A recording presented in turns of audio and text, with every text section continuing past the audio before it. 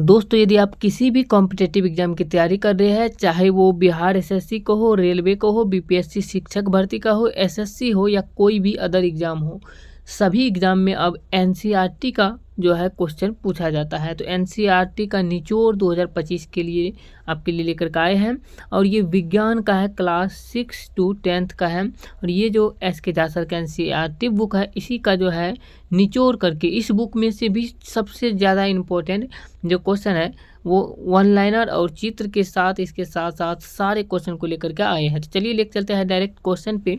ये चौथा पार्ट है इस वीडियो का।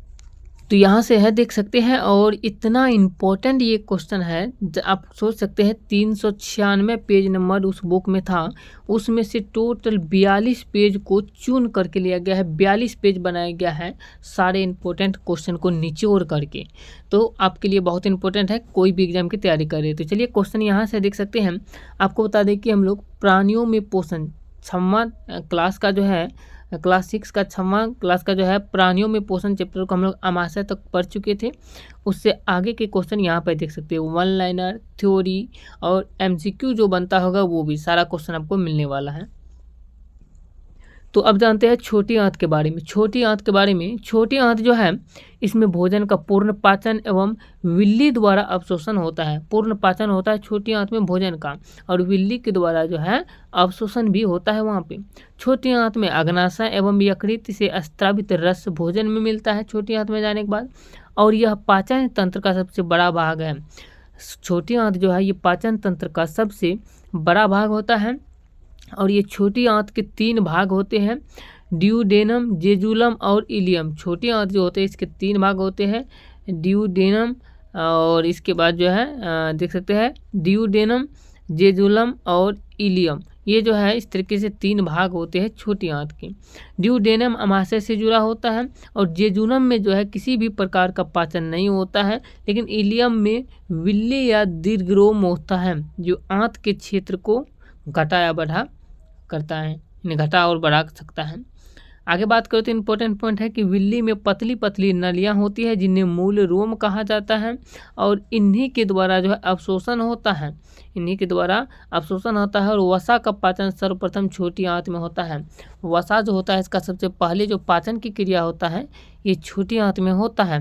आपको बता दें कि ये देख सकते हैं आहार नाल का चित्र है, यहाँ पे मुँह है, लीवर है, और इस तरीके से जो स्टोमैक, ये सारा चीज़ दिया गया है, देख सकते हैं पिक्चर में। अब आगे बात करते तो लीवर क्या है, लीवर के बारे में समझते हैं पूरा डिटेल से बारे में, फिर आगे बताने वाले हैं। आप लोग इसके सभी पार्ट को यदि देख लेते हैं तो एनसीईआरटी साइंस से क्वेश्चन नहीं छूटने वाला है, चाहे कोई भी एग्जाम हो। तो सारे क्लास 6 to 10th को कवर करा देंगे। 42 पेज का निचोड़ ये जो है एनसीईआरटी का। अब लीवर की बात करते हैं, हम देख सकते हैं लीवर है कि यह शरीर की सबसे बड़ी ग्रंथि लीवर कहलाता है, और यह गहरे लाल भूरे रंग की ग्रंथि होती है लीवर जो है। और लीवर से वाइल जूस का स्राव जो पित्ताशय में संचित हो जाता है वो होता है। और लीवर ही है जो छोटी आंत में भोजन से मिलता है, लीवर जो छोटी आंत में भोजन से मिलता है। पित्तरस भोजन में वसा का पायसीकरण करता है। पित्तरस जो होता है भोजन में वसा का पायसीकरण करने का काम करता है। पित्तरस जो होता है ये NaHCO3 के कारण क्षारीय होता है। पित्तरस क्षारीय होता है क्योंकि NaHCO3 उसमें रहता है। अब आगे बात करें तो क्षारीय अवस्था में ही वसा को फैट कहा जाता है, इसका पाचन होता है, वसा का पाचन होता है क्षारीय अवस्था में ही। विषों का निराकरण लीवर ही करता है, और लिस्ट में पुनः निर्माण की क्षमता सबसे ज़्यादा होती है। लिस्ट में पुनः निर्माण की क्षमता जो होती है सबसे ज़्यादा होती है। अब यहाँ पे देख सकते हैं, यहाँ पे दिया गया है लीवर का चित्र ये है, देख सकते हैं, और इसको पूरा डिटेल से समझ सकते हैं लीवर, और इस तरीके से पूरा जो है नाम दिया गया है, देख सकते हैं। अब आगे बात करें तो इससे अगला पॉइंट यहाँ पर आ जाता है अग्नाशय के बारे में। अग्नाशय के बारे में क्या है, अग्नाशय इसके बारे में डिटेल से समझिए। यहाँ पे देख सकते हैं चित्र दिया गया है अग्नाशय का। यह एक मिश्रित ग्रंथि है, यानी मिक्सिड ग्लैंड है। अग्नाशय जो होता है ये एक मिश्रित ग्रंथि होता है, और अग्नाशय शरीर की दूसरी सबसे बड़ी ग्रंथि कहलाता है अग्नाशय। और अग्नाशय में जो है बीटा सेल से इंसुलिन का स्राव होता है जो कि ग्लूकोज को ग्लाइकोजन में बदलता है। ये अग्नाशय ग्लूकोज को ग्लाइकोजन में बदलता है। और एमाइलेज कार्बोहाइड्रेट का पाचन तथा ट्रिप्सिन प्रोटीन को एमिनो अम्ल में एवं लाइपेज वसा को वसीय अम्ल ग्लिसरॉल में बदलने का कार्य करता है। अब आगे बात करते हैं, यहाँ पे देख सकते हैं। अब चलते हैं, अब आगे समझते हैं बड़ी आंत के बारे में। छोटी आंत के बाद आता है बड़ी आंत में। बड़ी आंत में भोजन का पाचन नहीं होता है, लेकिन पानी का यानी जल का अवशोषण होता है वहाँ पे। चलिए समझ लेते हैं बड़ी आंत। बड़ी आंत जो है इसमें भोजन का पाचन नहीं होता है। इसमें अपेंडिक्स होता है जो एक अवशेषी अंग होता है, और उसमें केवल पानी का अवशोषण होता है। ये बड़ी आंत का चित्र है, देख सकते हैं। बड़ी आंत में केवल पानी का अवशोषण होता है। इसमें भोजन का कुछ भी पाचन नहीं होता, क्योंकि भोजन का पूर्ण पाचन छोटी आंत में ही हो जाता है। और बात करें तो अपेंडिक्स, यहाँ पे एक अपेंडिक्स पाया जाता है, देख सकते हैं अपेंडिक्स पाए जाते हैं। यहाँ पे अपेंडिक कोलन है, यहाँ पे अपेंडिक्स पाया जाता है। और ये अपेंडिक्स जो होता है उंगली नुमा संरचना होती है। ये शरीर में कोई काम इसका नहीं है, इसीलिए इसको अवशेषी अंग कहा जाता है। अब यहाँ पे बड़ी आंत के बाद आ जाता है अमीबा। अमीबा के बारे में समझिए। अमीबा जो होता है, यहाँ पे देख सकते हैं अमीबा। अमीबा यह एक कोशिकीय जलीय जीव है अमीबा, और इसमें चलने एवं भोजन के लिए पदार्थ यानी कृत्रिम पदार्थ यानी कृत्रिम पाँव होता है अमीबा में। और इसमें भोजन का अंतः कोशिकीय प्रक्रम द्वारा होता है। इसमें जो भोजन का जो अंतः कोशिकीय होता है प्रक्रम द्वारा होता है अमीबा में। अब यहाँ पे देख सकते हैं अमीबा का चित्र दिया गया है। ये अमीबा का चित्र है, देख सकते हैं। यहाँ पे केंद्रक है अमीबा का, और यहाँ पे देख सकते हैं यहाँ पे पूरा जो खाद्य कणिका, खाद्य धनिया, इस तरीके से देख सकते हैं। पूरा जो है डिटेल से दिया गया अमीबा का चित्र देख सकते हैं। अब ये चैप्टर में इतना ही था प्राणियों में पोषण में। अब अगला चैप्टर का शुरुआत होता है, जिसका कि चैप्टर का नहीं नाम है उष्मा। उष्मा के बारे में पूरा डिटेल से चलिए समझते हैं उष्मा क्या है। उष्मा के बारे में समझना है डिटेल से, तो यहाँ से है, देख सकते हैं। यहाँ से उष्मा, जिसे हीट कहा जाता है, हीट मतलब उष्मा कहा जाता है। तो यहाँ से बात करें तो उष्मा के बारे में, उष्मा में सबसे पहला टॉपिक आता है तापमापी। तापमापी क्या है? तापमापी जो होता है इसमें पारा का प्रयोग किया जाता है, और इसका परास जो होता है 35 to 42 डिग्री सेल्सियस होता है, और 95 to 110 डिग्री फ़ारेनहाइट में होता है।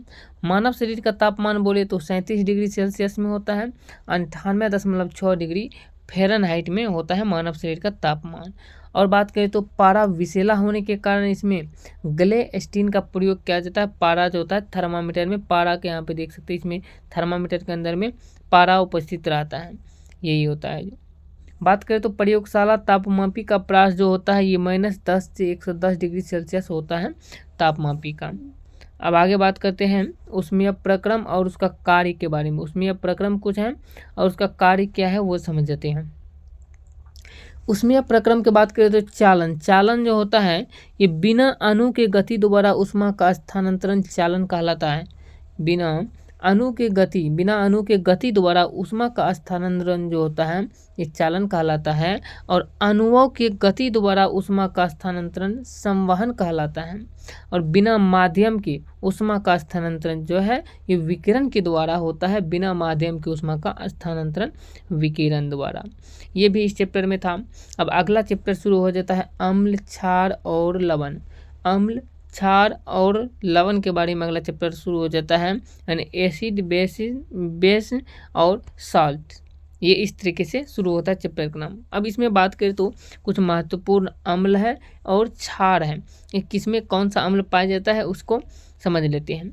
सबसे पहला बात करें तो सिरका में एसिटिक अम्ल पाया जाता है, और चींटी जो डंक मारता है उसमें फार्मिक अम्ल पाया जाता है। नींबू को कुल के जो फल जैसे संतरा, नींबू, ये सब जो होता है इसमें साइट्रिक अम्ल पाया जाता